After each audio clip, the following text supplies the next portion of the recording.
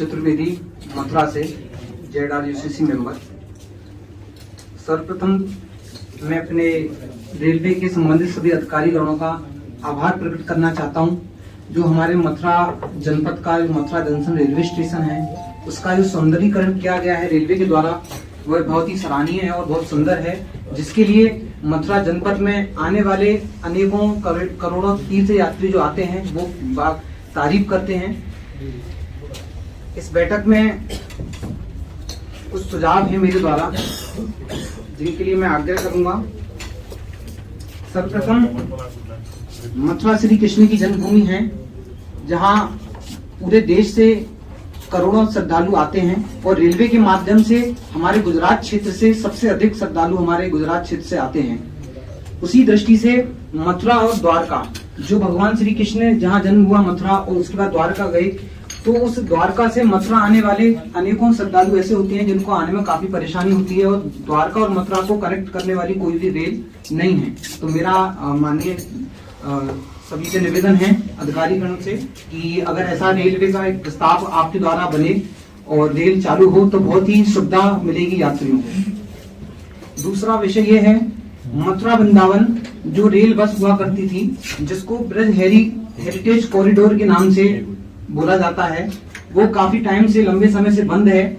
आज वहाँ जो उसकी भूमि है, चाहे वो श्री कृष्ण जन्मभूमि हो चाहे और वृंदावन हो, काफी अतिक्रमण हो रहा है। सर्वप्रथम मेरा निवेदन है उस अतिक्रमण पर ध्यान देते हुए उसको रोका जाए, वरना वहाँ छोटी छोटी बस्तियां बनने लगती हैं जो आने वाले टाइम में पक्के मकानों का रूप भी दे सकती है।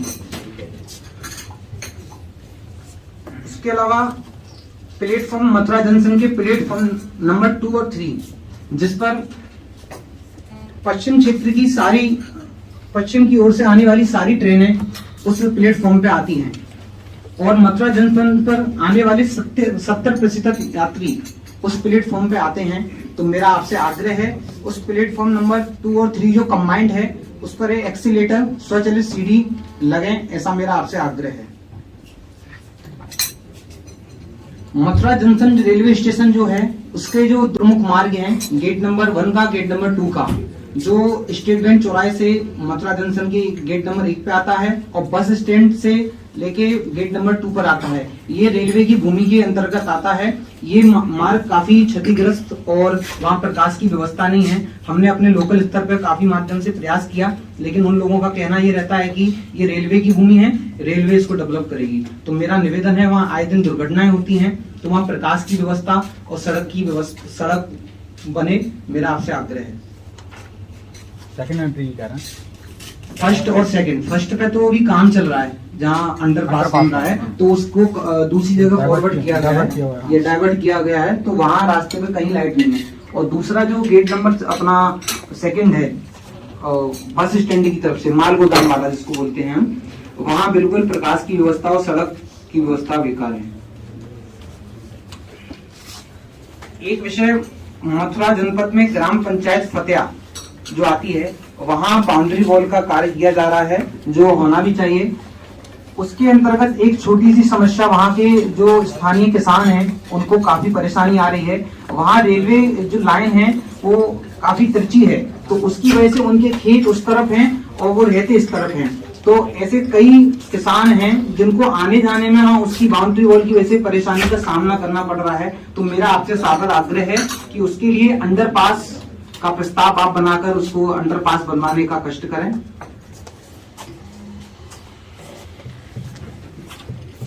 पंडित दीनदयाल उपाध्याय की जन्मस्थली मथुरा में जो दीनदयाल धाम फरे स्टेशन है,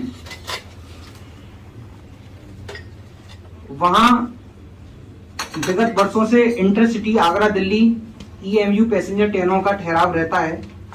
मेरा आपसे आग्रह है, ये वहाँ के क्षेत्रवासियों की मांग है, उनका भी लेटर वो उसमें कवर करके मैंने लगा रखा है, कवरिंग लेटर लगा हुआ है वहाँ का।